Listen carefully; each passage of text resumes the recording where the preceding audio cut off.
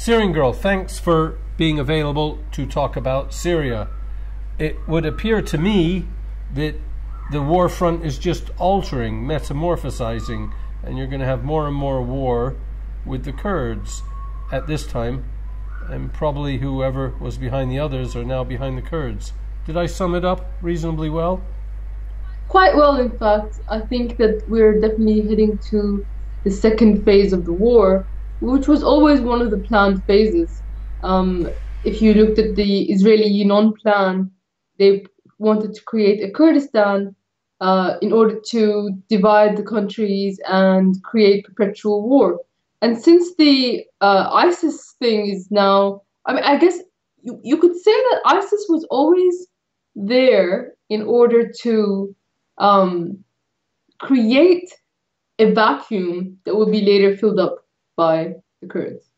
So, and also the US occupation and enables them to steal the oil.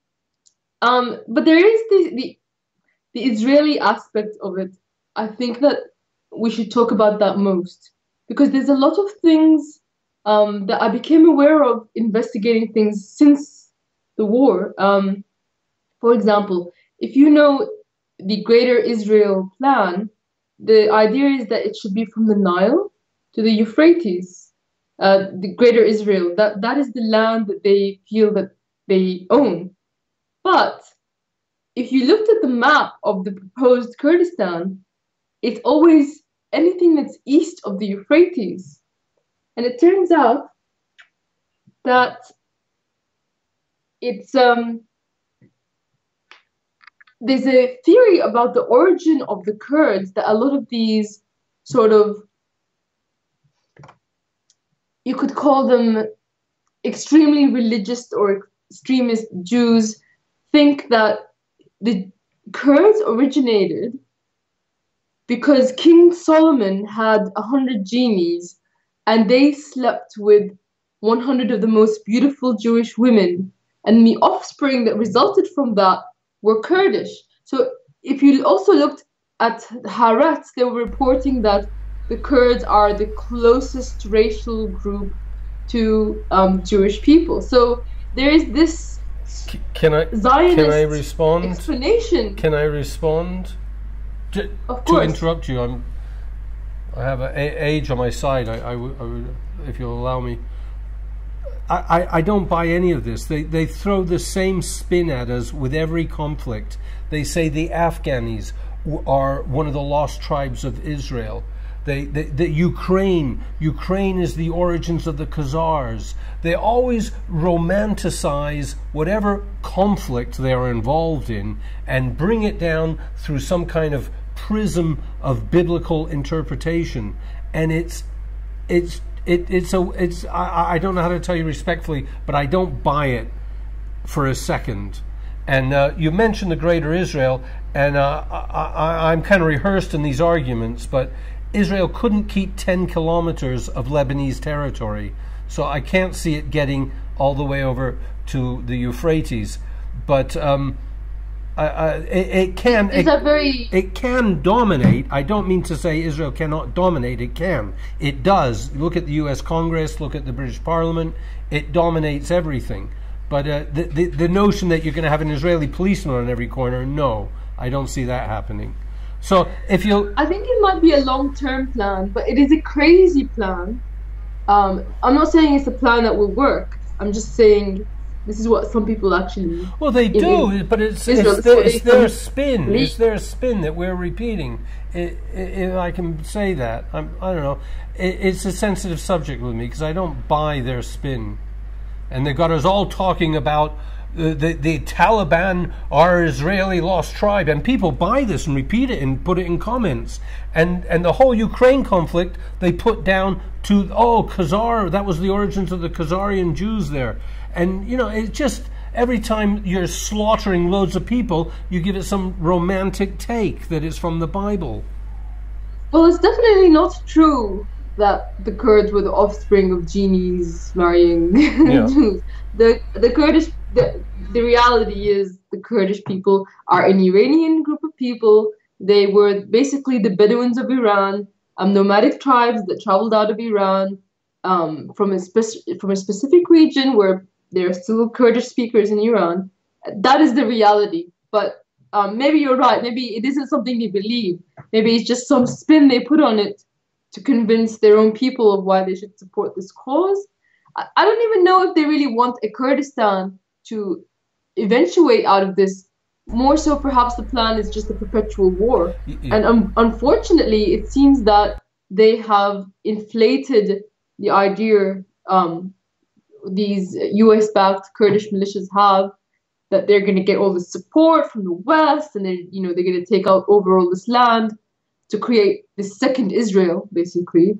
But that might not necessarily eventuate. It might just end up being in a perpetual war, and that would be good enough for Israel because it means that they can delay the inevitable war with the resistance axis. I mean, the objective must be the destruction of Syria and Iraq and Iran and now Turkey, seemingly. But I mean, they just want to destroy every country. That would be my take on it. But the Kurds, there are a lot of them in London, and I've made quite a few videos with them, and they want to fight for independence, and they're very busy with it, and they're intertwined in a corrupt manner in the British monetary system. But this thing is, before this war, I wasn't fully aware. So when they would say things like they're fighting for independence, of course, people who coming from that angle of respecting sovereignty and resistance, they would feel, or nationalism, they would feel sort of sympathetic to that. But when I really researched the history of Kurds and how they eventually came to Iraq, Turkey, and Syria, and how they expanded in those nations, I realized that it's not liberation, it's not independence, it's basically a second Israel. Because they're very pally with Israel. There's no secret about it. It's not just about the fact that they're pally with Israel. It's the fact that if you look at the situation with Israel, what happened was many Jewish from all over the world came to the Levant as refugees or illegal immigrants, whichever way you choose to look at it, after World War II and even before World War II. And then they decided to create their own ethnocentric state. Can I pick an argument? You said ethnocentric. They're from all different ethnicities. They can't possibly be ethnocentric. Exactly. Yes. They are definitely from all different ethnicities. They're not one ethnicity. However, they believe or they perpetuate the idea that they want ethnicity and that they want to create an ethnocentric state.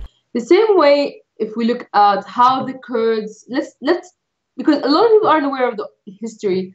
There's this meme that Sykes-Picot came in and created these fake borders and forgot about the Kurds in between. The Kurds were left out of Sykes-Picot and they never got their own state. Well, is that true or false?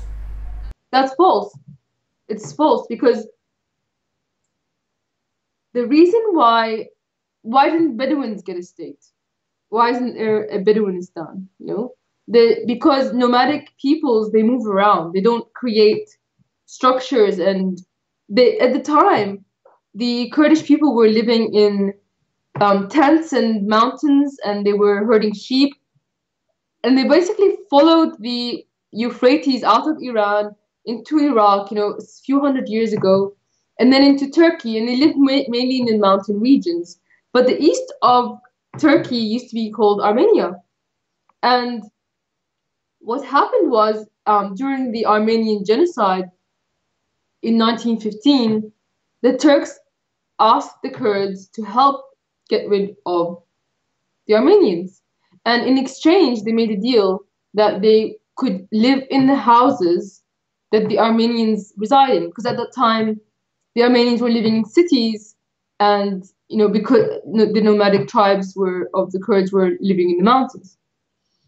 However, once the Armenian genocide occurred, Armenian and Assyrian genocide, the Turks reneged on offer of autonomy. And that's why there were so many insurrections against Turkey by the Kurds. At the time, there was this rise of nationalism against the Ottoman Empire. And from that, there were waves and waves of refugees coming from Turkey to Syria. And those waves, they kept going till the 60s. Every failed uprising would result in a wave of Kurdish refugees entering Syria. And that's why the Syrian government, which has nothing to do with the current government, this was the first government that had independence, they decided to create a census to identify which individual was there before independence and which individual was there illegally. And this is a point, or given refugee status. And this is one of the points of contention, the only point of contention that that's ever come up when the plight of Kurds in Syria is discussed. The fact that Syria doesn't give refugees citizenship, because this isn't something that is exclusive to Kurdish people. Palestinians who came to Syria as refugees don't get citizenship. Syria just doesn't give citizenship to refugees. They just allow them. No. Libya was the same, and both of your countries have been targeted as a consequence. I'll mention that it was the British that actually gassed the Kurds. All the Kurds know this. They'll gladly, freely tell you. And also, Churchill made many speeches in Parliament suggesting and encouraging that the Kurds should be gassed. It was outrageous. Really? Yeah, outrageous British attitude to the Kurds. I remember Churchill talking about gassing Iraqis, but I didn't know that he specifically targeted Kurds. As far as I recall, yes. Well, after what happened with Syria and how that was so obviously a false flag, you really have to consider these things. And now the DIA has thrown around the possibility that it wasn't Saddam, it was Iran in crossfire attacks. We really have to revisit these things that we were told to accept, because if they've lied so many times before, you really can't believe. No, it's full of lies. It's full of lies. I don't know the name of the place. I don't know where the British gassed the Kurds, but it's well known. The Kurds are very quick to tell you. Do you mean in the 1990s? No. Before that. Previously. Oh, right. Yes, they did. I don't think it was like a nerve agent, though. I'm not sure what type of gas they used. But yes, in Iraq, if you take a look at Iraq, the area that the Kurds are claiming is like their historic homeland used to be the Assyrian Empire. And all of the relics in Mosul and stuff are from the Assyrian people, which still exist. And the ones that are living now in the Nebeneh Plains and near the Khabur River in Syria are being ethnically cleansed by the Kurds, which is another reason why I am saying that this is a second Israel. Because in order to create, the thing is that they want to create a Kurdish state. In order to create that Kurdish state, they want to get rid of every other minority, whether it's the Assyrian Christians, whether it's Turkmens, Arabs, Armenians, and Yazidis even. Basically, the KDP and the Peshmerga in Iraq, they used ISIS to ethnically cleanse these groups. In 2014, I don't know if you're aware, but they came into the towns and they disarmed all of the Assyrian and Yazidi groups. They said, look, you can either keep your arms and join the Peshmerga, so make your loyalty to us and agree to be under a Kurdish state, or you're going to disarm and we'll protect you against ISIS. So they decided to disarm and they took all their guns, and then when ISIS came, they retreated. Then the irony is the media tells you, oh, the Kurds are protecting the minorities. But now the complaint is that, and it's some of it sometimes streams, this fact sometimes trickles into the mainstream, but it's never broadcast on all platforms, that the Iraqi regional government is not allowing the Assyrian Christians and the Yazidis to go back into their towns. even though ISIS was cleared out of those towns in 2015. It's because they have the agenda of taking over those towns and making it, part of their second Israel. Look, the reality is there's 30 or 40 million Kurds spread pretty close together, but I don't know if it's okay. Call it. Well, the adjacent countries. There's 1.2 million Kurds in Germany. That's almost as many Kurds as there are in Syria. So if we're going to talk about creating a state for Kurds, why are we talking about creating it in Germany? Why does it have to be in Syria? Well, of course you're concerned about Syria, but it is larger than Syria. Turkey, Iraq, Iran. So, and they're all on the same side. Whatever they say, whatever we read, it doesn't matter. They're all for an independent Kurdish entity. Well, not necessarily so. I'm sorry to say, because there are many Kurdish people who have joined ISIS. In fact, the reason why ISIS is so powerful a lot of the times in the Kurdish areas is because many of the Kurdish people, their ideology isn't for nationalism of Kurdistan. Their ideology is Islamism. So it's not right to say that all the Kurds are the same. That's definitely not the case. There are a very large number of Kurdish members. I mean, it's a very significant faction of ISIS. Okay. Are Kurdish, and not just that. Also, there are Kurds who don't want the problems. They don't want to create a nation, especially the ones in Iran, because a lot of the ones outside of Iran are mostly Sunnis. The ones inside of Iran are mostly Shiites, and there actually was an independent Kurdish state in Iran very briefly in 1946. Well, there still is. I think it's called Kurdistan. It still is, because Iran is made up of many ethnic and sublingual groups that come under the Iranian umbrella. So the Kurds are just one of those groups, and it just so happens that they moved out and they have a lot of kids.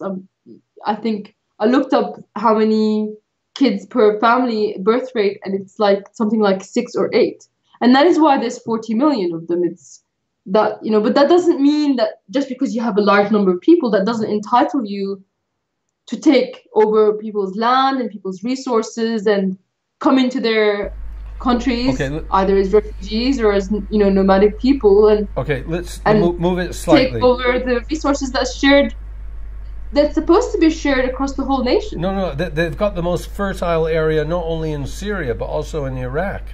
But listen. Yeah, well, that's the plan, isn't it? But look, what you've got is you've got at least 9 U.S. military bases in the Syrian Kurdish sector, right?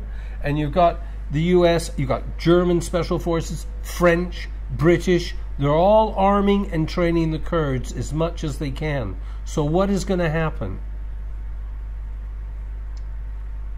That's a difficult question. I mean, can the Syrian military put up with another long war? There's not really a choice.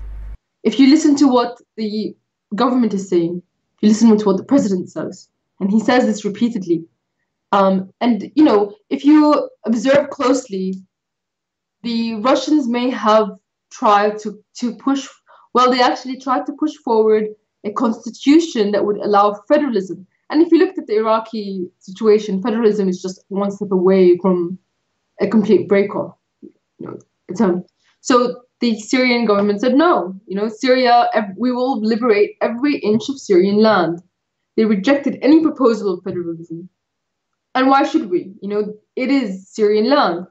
And these people, most of them don't even have Syrian citizenship, the ones that are fighting for Syrian land. Not only there's Peshmerga, there's PKK fighting in Syria for Syrian land. And also many of these Kurds initially don't have Syrian citizenship because they came over from Turkey. So back to your question, what's going to happen? Syria is definitely not going to accept a state. They're not going to. They've indicated as much. The military is trying to push east of the Euphrates. I think the hope is that the US will be forced to leave due to diplomatic reasons. I mean, Russia is calling for them to leave now. And as soon as ISIS is defeated, there's no excuse for them to stay, although I'm sure the excuse they're going to want to create is that we want to protect the Kurds or something along those lines. They've been protecting the Kurds very heavily over the last few years. Yes, but look at Turkey. They have to consider Turkey. They have to consider Iraq. They have to consider Iran. I mean, the situation for the people that are caught up in this idea that, just like in the same way that Jews were brainwashed into this idea of they need their own state, are now facing basically perpetual war, even though, they, like right now, they could have very good lives living in the West rather than suffering, all of the stuff in the Middle East. In the same way, that's going to happen to the Kurdish people. And in that sense, that you could consider them sort of both victim and victimizer, because they're being victimized by this idea that is being pushed on them, which will result in the blockade and war and suffering. So that is why there's so many of the refugees that have gone to Europe are actually Kurdish. The boy that washed up on the shore of Turkey, Aylan Kurdi, was a Kurdish boy. And it's because they're, being pushed by all these forces, both ISIS and that was a strange picture of the boy washed up on the shore. There are all sorts of accusations afterwards. It wasn't 100% kosher. The father was involved. He's definitely dead. The father was didn't have to take the child. Yeah, I'll tell you that story. Okay, no. So, you know what I'd like to do, if I can. What I'd like to. Yes. Well, I am suspicious of all these news items that we all swallow. They're not always what they appear. Yeah. But I'm curious about the trust you have in Russia. We saw Israel recently bomb a Syrian military installation, and Russia did nothing. And in fact, Russia's never done anything every time Israel has attacked. And it's never even said anything publicly. It's never, and it used to many years ago. So I just like... You mean under the Soviet Union? No, just even a few years ago. Russia protested, I think about 5 years ago when Israel attacked Syria. Russia said, "Oh, this is terrible, you mustn't do that." But no, they did say something. What? They did say something. I read that they said something, but what good is that, Because we have these S-300, S-400 systems. What good are they? Well, that's right. Tell us, please tell us what's going on. Israel can just continually attack, and Syria can do nothing. I think that the Zionist lobby is very powerful in Russia. I think that sometimes Russia does things that don't necessarily benefit their foreign policy because of this powerful Israeli lobby. And it's unfortunate. I'm not sure exactly what happened, but I know that a week prior or 2 weeks prior, Netanyahu visited Putin. Yeah. And then the Syrian and Russian air defense systems were unified. And I don't know if their unification was a message to Israel that, you shouldn't attack, or if it was subterfuge. Because, the thing is, it's possible also, and people say this, that the reason why Israel has been able to strike Syria, and if you notice, it's never a sustained attack. It's always like a hit and a run. It's because they're firing from Lebanese airspace. And the problem is that they fly sorties over Lebanese airspace a lot. So you don't know whether one of those sorties is going to be an attack until after. But even these S-400s are capable of detecting and attacking, even when it's just coming from Lebanon. Yeah, but after the missiles have already been fired and you realize that it's an attack, I mean, unless you create a no-fly zone and say every one of your aircraft, even so much as crossing into this Lebanese airspace, will be shot down, then you might. This is a possibility. I don't know, but this is one of the theories that is putting out that yes, and the Syrian air defense systems have been firing. They did fire on them a couple of times, but it's always been after the fact, and that's just not good enough. And I don't know what is stopping them from saying, well, Lebanon is going to be a no-fly zone, or why aren't the S-300s doing a better job? Syria is using its own systems. The only time Syria did well... Definitely, without a doubt in my mind, that there are Israeli influences trying to influence Russian foreign policy. And I see that because, number one, Syrian chemical weapons were disarmed. And number two, the constitution they tried to put in this federalism thing for Kurds. At the same time, if you consider realpolitik, what does Russia gain? Well, by creating this Kurdish federalism thing, it can destabilize Turkey. And I think Russia's agenda with Turkey is they want to push them away from NATO and have them as an ally. And the Kurds are a means to that end. So, but you have to be aware that Russia has its own agenda and Syria has its own agendas, and sometimes they align and sometimes they don't. And it's unfortunate that sometimes the only time I can understand this. I can understand that they have a stake in the Kurds in Turkey and why, and the realpolitik reason for that. The only time I do get annoyed is when I can't understand why Russia would do something when it doesn't even benefit Russia, and that comes down to the Zionist influence. I can't find a better explanation as of yet. Well, the one hypothesis regarding that last attack, it happened on the 10th anniversary of Israel previously bombing a facility allegedly nuclear capable with North Koreans in I really don't believe any of this nuclear capable. Okay, we can take that out of the equation, but I mean, a North Korean connection. Yeah. Well, let me tell you something that I just remembered about that attack. They said that 2 days prior, Israel said that there are Iranian missiles that we cannot allow to exist in this area, and we're going to take them out. The thing that they bombed 10 years ago, they were already talking about that secret facility and how Assad is doing some missile stuff there. So that it's not something that what I'm trying to say is there's 3 lies. First lie is that this is a new Iranian facility. No, it's a facility that they talked about 10 years ago and said it was a Syrian one.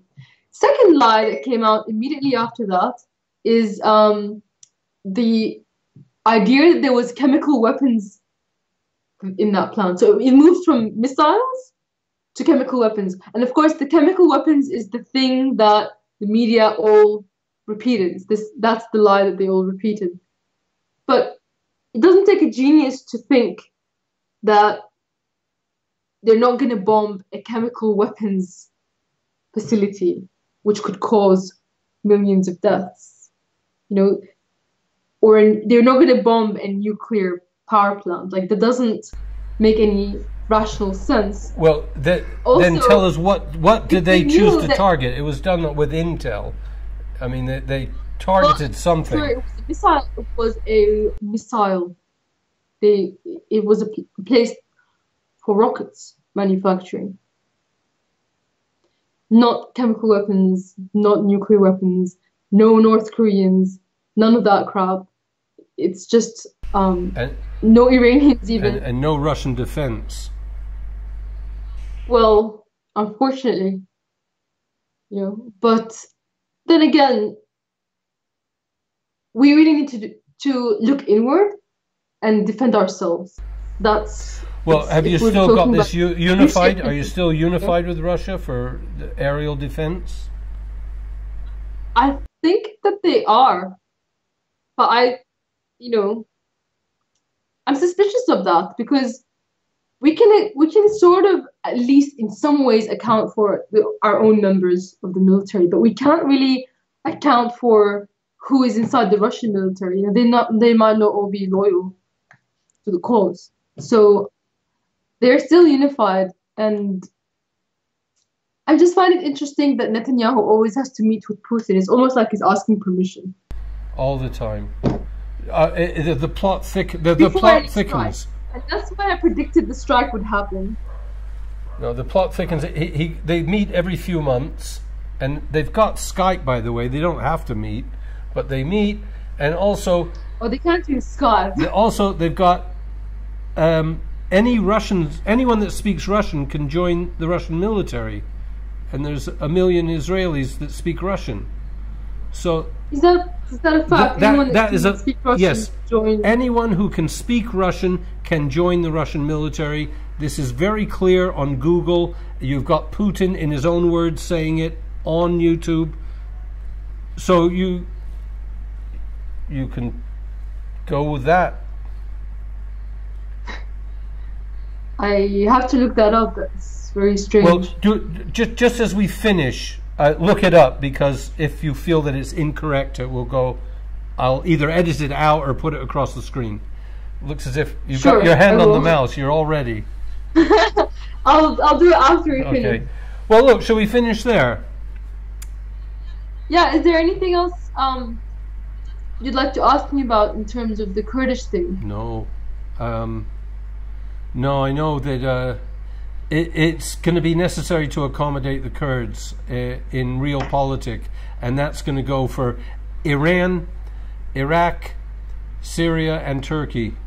That's my... Why would you say that? Well, because they're a fighting force, and they've got a huge amount of support, and the wind is in their sail at this time.